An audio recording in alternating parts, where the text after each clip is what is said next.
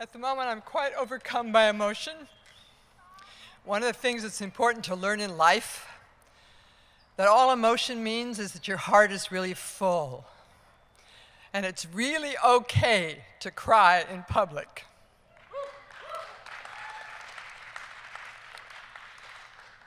The United States of America was founded on an idea that had not been introduced in human civilization until we arrived here and our founders put forward the idea that human beings are capable of self-government.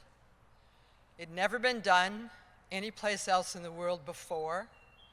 There were elements of it in the Agora in Greece, but in the way in which it was embedded in our founding documents, it was an idea with a commitment to the aspiration of making that idea a reality.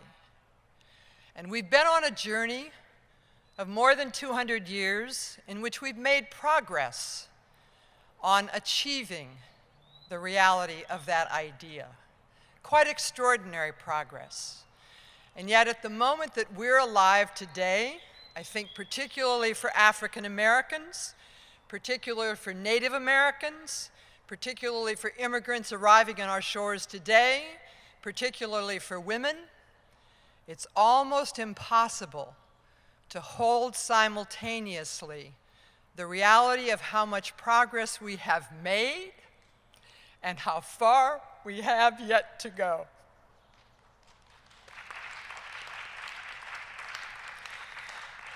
When the founding fathers left Constitution Hall in Philadelphia, the apocryphal story of a woman stopped Benjamin Franklin on the street and said, "What have you given us?"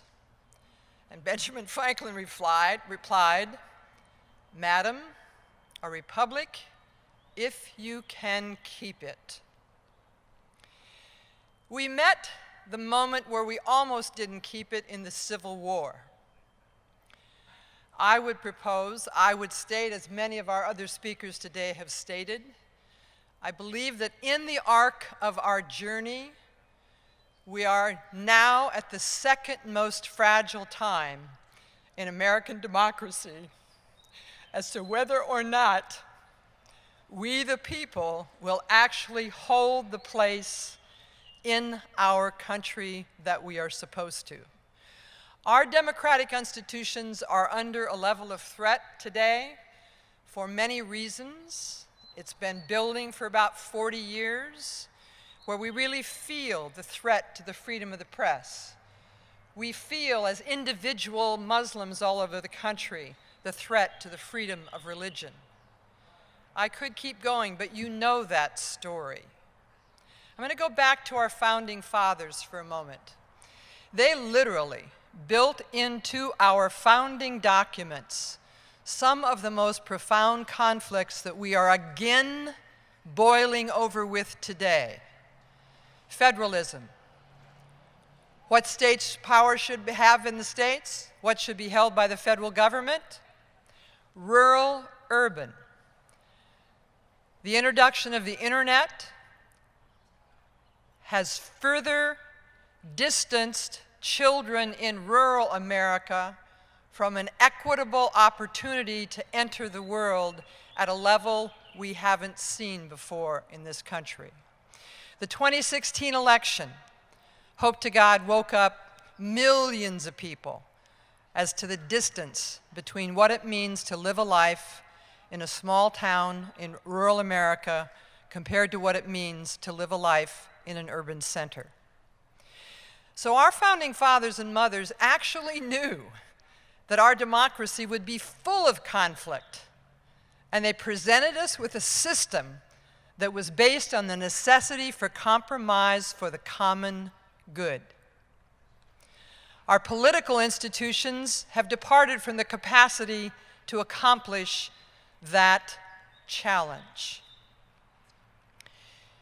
2016 wasn't the beginning of the divisions in our country, but 2016 took it a level, which you've heard from other speakers standing here today. took it to a level that has not been seen, political historians of both ends of the spectrum tell us, since Reconstruction and Jim Crow after the Civil War. What's different this time around? And think, we just had another election in 2000 where the Electoral College and the popular vote were the opposite. But people who voted for Al Gore, yes, they may have held George W. Bush and never given him a fair chance. But you never heard a Gore supporter hate a George W. Bush supporter. We now, a year and a half after that election, still have people who voted for one person versus the other person hating, vilifying, and demonizing people for the voting choice they made. At the National Institute for Civil Discourse, and you've heard others say this, we get thousands of calls before Thanksgiving. A mother in New England. We have 2 daughters. Each of them are at Ivy League schools. They haven't spoken to each other since the election. Do you have any tools that might help us have a Thanksgiving meal that isn't a disaster? The biggest surprise to me, we've actually gotten calls from major corporations, high-level executives saying that their product innovation teams, you all know this, that's their bottom line 5 years or 10 years from now, that their product innovation teams have not been able to come back to the same level of productivity as pre-election. A word we haven't used enough today. Why is that true? Because trust was broken at a level that takes huge patience and small steps to rebuild. So what's different after the 2016 election, and I've been doing this work, as John said, for almost 30 years.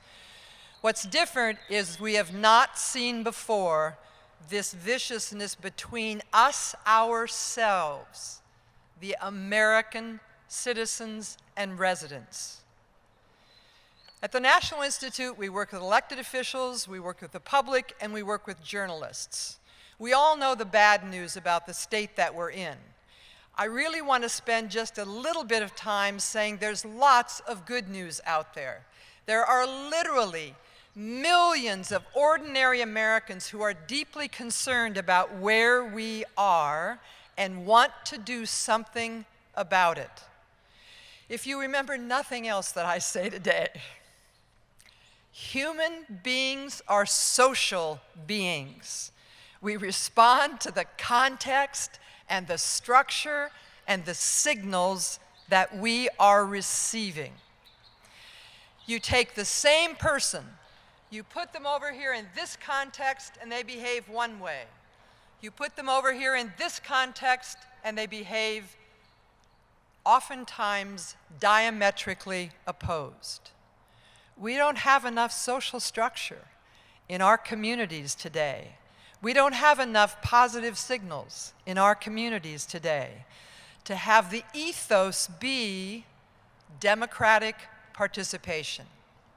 I don't know why it's true about us as a species, but it's so much easier for us to destroy social norms than it is for us to build them back. And the real tragedy of the 2016 election and every day since, we have the man holding the highest office in our land continuing to legitimate that it is okay for me to treat you with disrespect, for me to otherize you, for me to demonize you. We have made that legitimate.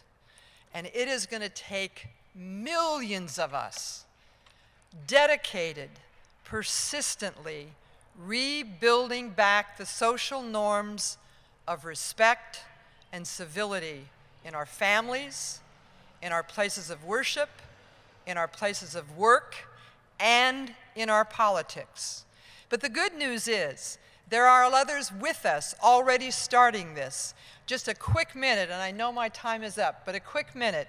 The National Institute for Civil Discourse for 5 years has been working with members of state legislatures.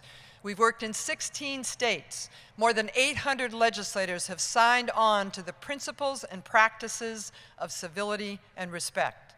We've worked with hundreds of citizens across the country, just like yourselves. They know this has to shift. And frankly, many of them. I see you at the moment. You used the word, I woke up. We're at this point where millions of Americans have woken up. They're just not connected to a social structure that will give them enough support to push back against the negative narrative that they hear every single day. That's what the National Week of Conversation is about. Building that infrastructure, creating those places for people to do this together in a meaningful way and be supported to sustain it. I want to leave you with two quotes. The first is from a book I only recently read, and I highly recommend it to every one of you. She's a Native American, an Abenaki from Maine. Her name is Sherry Mitchell, and the title of the book is Sacred Instructions. She has put into words the reality of every human being on the planet. But for the moment, I'm going to keep it right here at home in the United States of America. We are all carrying grief, a deep, unimaginable grief that impacts how we receive and connect with one another. It is a cumulative, emotional, and spiritual wound that results from the history of violence that we all share. Whether we come from the oppressor population, the oppressed population, or if our ancestors simply witnessed the violence and destruction of oppression, we all carry the imprint of that wound on our souls. This creates a barrier that prevents us from being able to truly see one another, to be able to truly meet one another, and to be able to connect with one another. Our job as human beings on this planet at this moment in time is to create enough safe spaces that whether we were the oppressor or the oppressed or the witness, we know that we all have to connect as human beings if the wounds on our souls are ever to be healed. Thank you.